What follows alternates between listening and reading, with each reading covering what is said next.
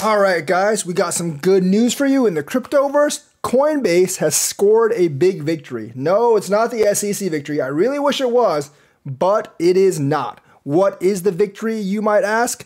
It is the fact that CB has actually been allowed to pursue futures trading with regular peasants like us in the United States. That's going to be very good for Coinbase stock in the future. It did rise by about 5% this morning before going down again because, obviously the market's kind of unstable right now and the crypto market is not that great. But why I think it's really good for Coinbase stock is because the fact that futures trading for platforms is actually a lot more lucrative than spot trading.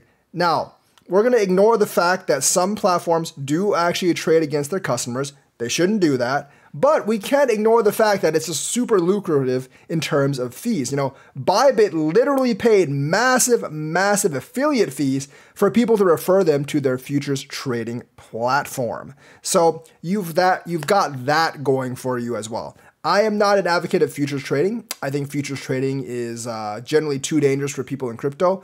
And most people that do crypto as future trading actually don't really know what they're doing. And they end up getting pwned and lose a lot of money. So I am definitely not an advocate of anyone trading futures in the cryptoverse. But, it's really your choice. It's your money. You can do whatever you want with it. But I think futures trading generally is setting people up for loss. Remember, both futures and derivatives are mainly inherently leveraged. And I don't really think you need any leverage plays in crypto, but allowing Coinbase to get into the secondary market is a huge boon for Coinbase.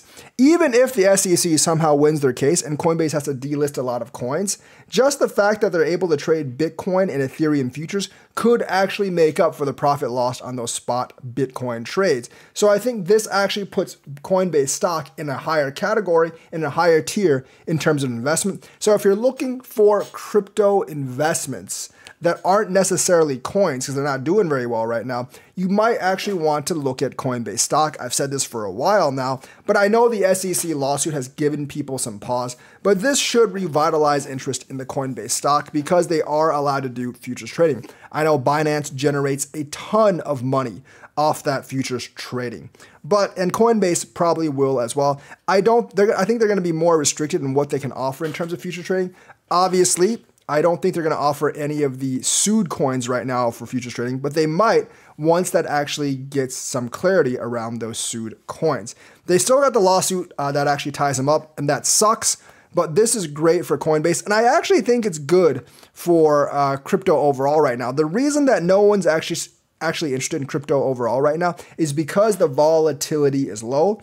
They can't make good money off it. In the United States, you can't really do crypto's futures trading. Now, people are probably doing it via VPNs anyways, but this opens this up to a whole new class of investors. They're going to pour some money into probably the future derivative stuff, and that's going to create volatility in the market. Now, some of you may not actually like that, but let's be honest. A lot of people are into crypto because of the volatility. They really like the massive upswings and downswings, especially the traders. And interest in crypto is really bad right now because there aren't those upswings and downswings. If they were those upswings and downswings, I think crypto would actually be doing a whole lot better than it is right now. So I'm actually, even though I am against derivatives in the crypto market, I believe they're just manipulating tools for the big fat cats. I'm actually okay with this because we need to spruce up some interest in the crypto market right now. And I think allowing legitimate futures trading in the United States is definitely a way to do so. Congress is attacking the SEC and Gary Gensler. Last month it was Richie Torres, which was a Democrat. This time it's a bunch of Republicans on the Finance Committee.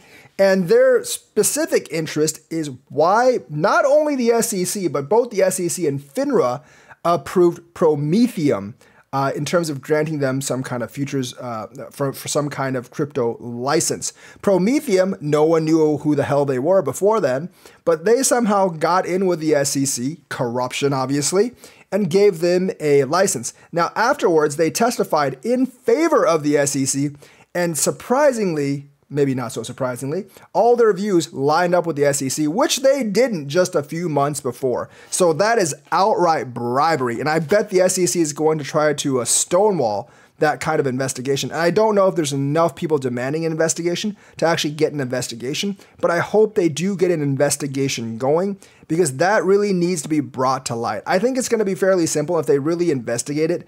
People are going to see how corrupt this is, that the SEC basically played a lackey company in crypto to boost up their favorability rating and give them some credibility. But if they do that investigation and they basically find out that the SEC paid these guys by giving them a free license in exchange for some nice words at like a questioning or like a conference, I think that will shatter the SEC and Gary Gensler's reputation even more. And I'm almost sure that's what happened because they kind of like in their filing and in their testimony were completely different. And it was only a couple of months of difference.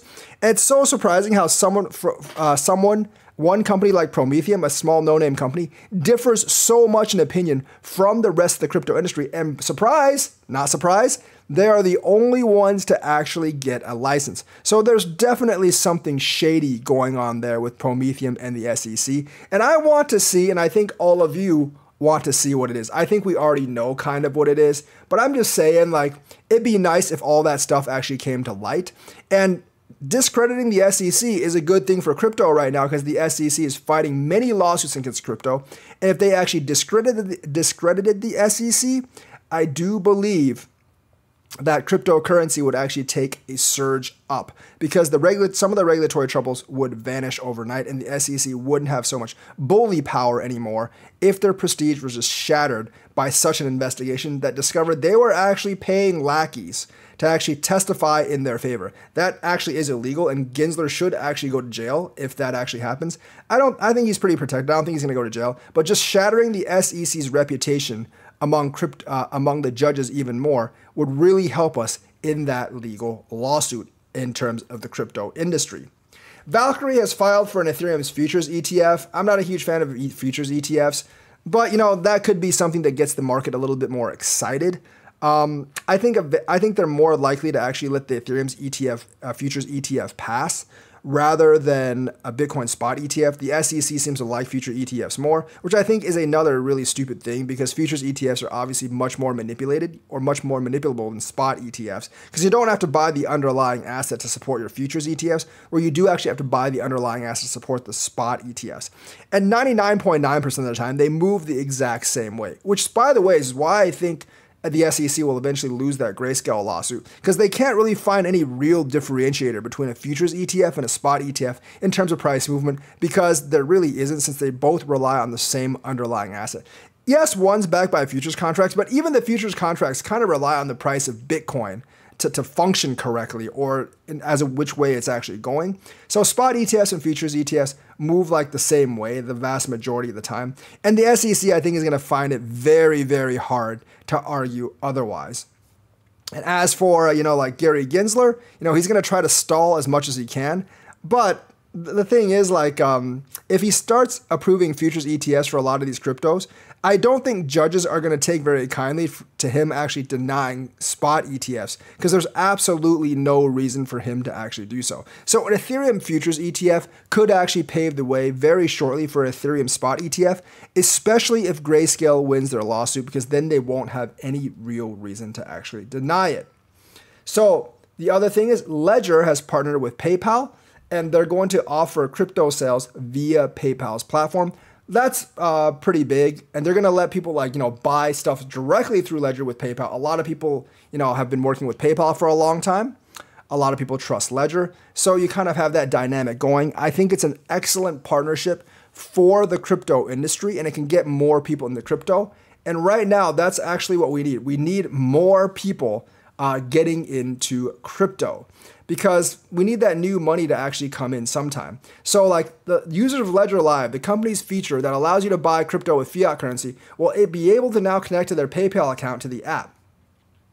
So Ledger Live allows users to buy crypto with fiat currency and deposit tokens directly to their hardware wallet. With the integration of PayPal, users will now be able to link their PayPal account without any extra verification. It is a lot of a convenience move, but I think people will really like it. We're combining the uncompromisingly security of Ledger I don't really know about uncompromising ever since that last thing, the possible backdoor thing. With PayPal's leadership in protected payments technology to help facilitate a seamless platform for user crypto transactions, Ledger is committed to simplifying the world of crypto, and PayPal is committed to making the movement of money simple, reliable, and as affordable as possible. So yes, that's very, very good news for the cryptoverse. So things are actually coming together for crypto. Yes, I know it looks like there's a long road ahead, and this guy, unfortunately, is blocking every road. But who cares about him, right? He's eventually going to lose, and he's doing this to establish his reputation as a tough hardline enforcer. But since he's going to lose everything, I think his reputation in the end is going to take a hit, and that's just karma for you. And Gary Gensler is building up a lot of karma, and the rest of the crypto industry is hardening their knuckles, and they're going to give him a political and legal beatdown soon. And he's going to be beat down so bad politically and legally that he will just exit the industry and maybe end up behind bars if he goes too far with his prosecution of crypto. And hopefully Hester Pierce replaces him. So that's the news for today. Let me know what you think. Like and subscribe. Hit that bell notifications button. Thank you and have a nice day.